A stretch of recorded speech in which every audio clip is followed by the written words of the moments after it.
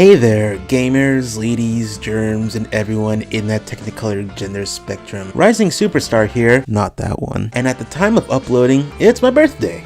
So to celebrate, here's a video talking more about who I am, some fun facts about me, and my favorite things so that you can get a better idea of who I really am.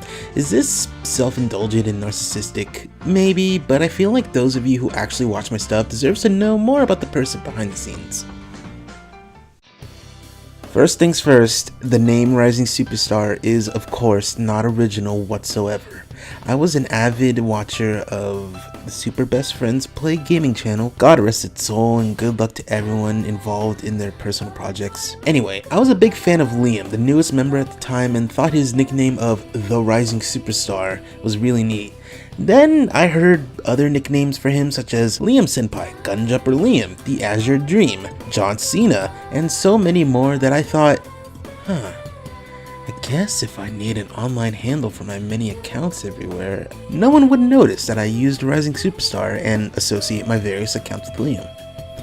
People noticed because that was one of the few nicknames of his that stuck the hardest to him. However, due to Liam himself going by a variant of his well-known alias, I can now safely use this one to continue my online adventures, at least until someone else notices and asks why. While we're on the subject of who I really am, let's write up a quick bio for myself.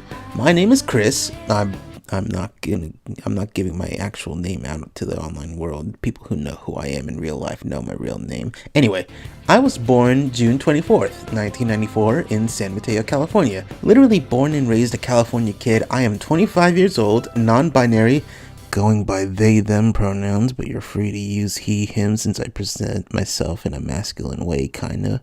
Pansexual and polyamorous. Don't know what that is? Go to Google. I'm in a relationship with someone whose identity would like to be kept secret and would very much appreciate no mention of him. Here is my face in the nicest recent picture of myself I've taken. Don't worry, there might be more later on. Probably. I am Hispanic as my family has roots in Nicaragua, Puerto Rico, and Guatemala.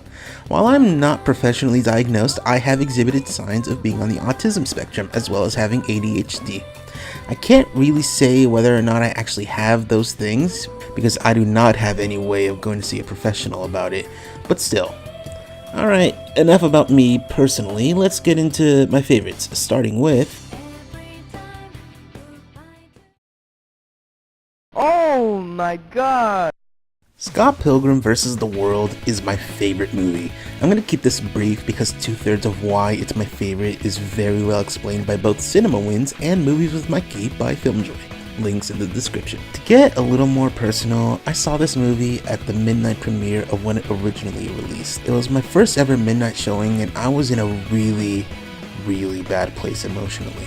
I had been dumped by my girlfriend at the time, and like any other moody 15-year-old, I just wanted to look at funny video game things to get my mind off of the heartbreak. But what I didn't expect was that under all the video game references and really good 90s music was a hidden story about how you can't really give yourself to anyone 100% romantically until you make peace with who you are inside and begin the path to either self-acceptance or self-realization. I know it's not a perfect story and nowhere near a perfect adaptation of the visual novel, and also a tad bit problematic in places, but it picked me up by the collar, dusted me off, and told me to go face the world the only way I know how, by being myself and no one else.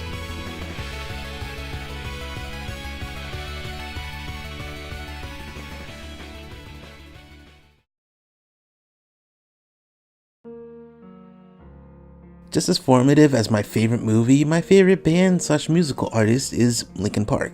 Yeah, I know the joke about, wow, Indiana is such a fun meme, or, lol, crawling in my skin is real cringy. But hear me out. I've been known to like edgy things. I still do like edgy things that push the boundary of what's acceptable, unironically.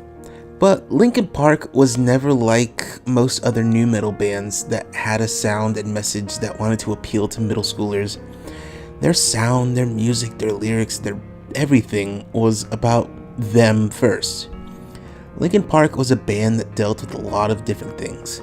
drug addiction, alcoholism, abuse by those closest to them, mental illness making them paranoid, and so much more. Admittedly, most of this was felt and experienced by lead singer Chester Bennington, but you can hear his anguish, his pain, his actual cries for help in their music. Unfortunately, help didn't come, as he took his own life July 20th, 2017.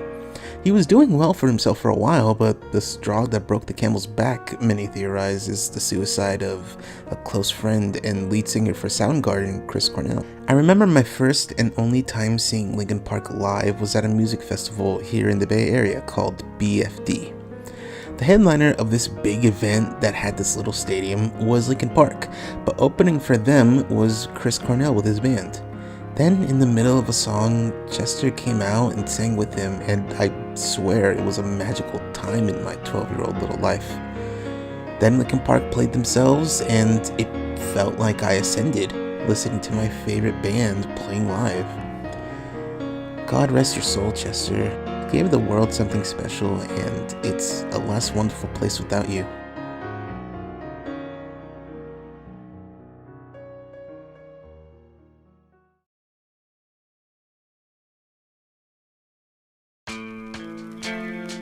Have you ever seen an anime that you watch before you've really emotionally matured and you think, wow, this is really cool, I like this anime. And then you revisit it as a teenager or young adult and you realize, holy moly, this is so much more messed up and darker than I thought. Well, that's what happened with me and my favorite anime of all time, Hellgirl. The episodic story of random Japanese people who are so fed up with the evils caused by specific people in their lives, they take their revenge by going to the Hell Correspondent, a website that vows that the victim will be brought straight to hell for their crimes at the price that the person contacting them will also go to hell when they eventually die, never knowing the true joys of heaven. Originally, what caught my attention was the emphasis of hell in the plot. I was raised in a Christian household. If you want to get specific, we were Baptists, and I was, and still am, too much of a nice kid to really rebel. So the way I do it is showing very strong interest in very edgy things. I was way deep into horror movies. I had passing interest in things like Elfen Lied and Higurashi, things like that. What made my case unique was that the edgy things I gravitated towards the most and stuck with had an emphasis on religion, or rather, a perversion of religious concepts. Hellgirl is very much in that camp, but it had only grown to be even better in my eyes the older I got. Revisiting the first season for this video made me realize just how dark this show could get. People are driven to suicide by their tormentors. A teenage boy gets beat up with a baseball bat and dies of internal trauma, suffering and writhing in pain for days. Puppies are malpracticed to death. Things get really bleak. It really showed off just how despicable these people were, how black their souls were, and how they really, truly deserve to die and go to hell for the pain they caused. This anime tests your sympathy well, and mine really, truly has no bottom. If you're into spooky stuff, people going to hell for crimes against humanity on a more social scale, and really, really good music, which you've been hearing in this section, give it a look. Unfortunately, it's not on any legal streaming service to my knowledge, and the DVD is out of print, so you'll have to find other ways of watching it. I fully recommend supporting the official release when you can, but sometimes it's hard. I won't judge you if you can't do it legally. Well, I won't judge out loud.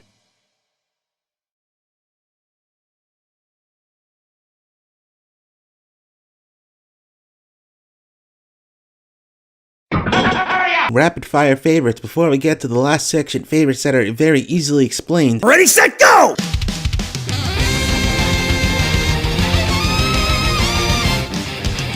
Favorite Pokemon? Beware, because he's a big bear, he's a legitimately good pick for competitive battling, he's got a great shiny that influenced my love with the color yellow, and he's also the luckiest Pokemon I've ever had, being the first Masada method egg hatched, which gave me a shiny while also being the second egg in that batch.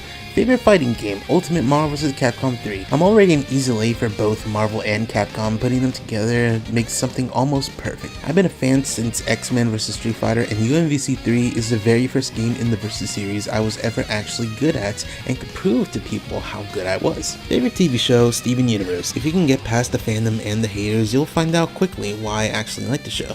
Favorite web show? RWBY.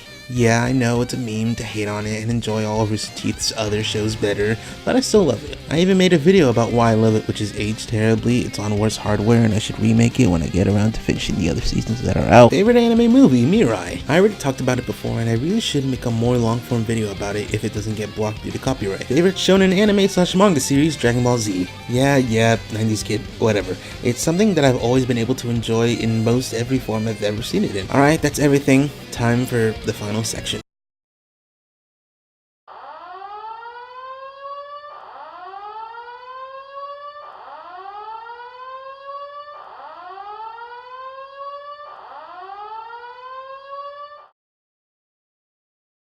Favorite video game is something I've struggled with identifying for a long time, especially while scripting this. For the longest time, it was a toss-up between Persona 4 and Kingdom Hearts 2. The former because of how formative it was and how it helped in making me a better person, and the latter being the first time I felt a wide array of emotions in a game that also just so happened to play really well. But I need to be honest, nothing could compare to my real, true favorite video game, Undertale.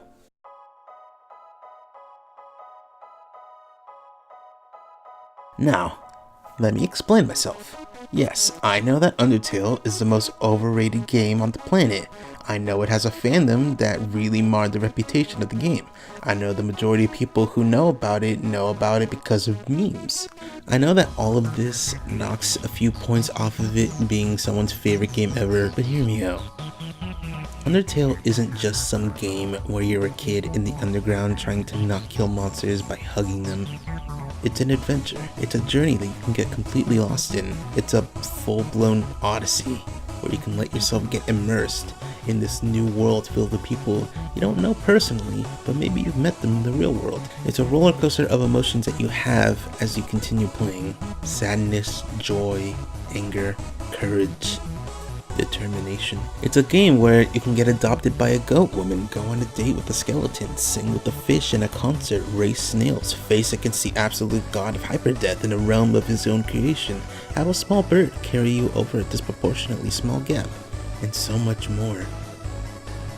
This game showed me that even after so many years growing into an adult and slowly becoming jaded with things I used to enjoy, I could still feel emotions about things and show genuine love and interest. It's something that even after the few years it's been out, there are still things I don't know waiting around the corner. This game, it's home to me. It's like home away from home, and these characters, they're like family now. I don't know how else to explain it. I hope you guys can understand where I'm coming from. If not, then oh well. This has been Rising Superstar. Maybe comment a happy birthday down below. I love you.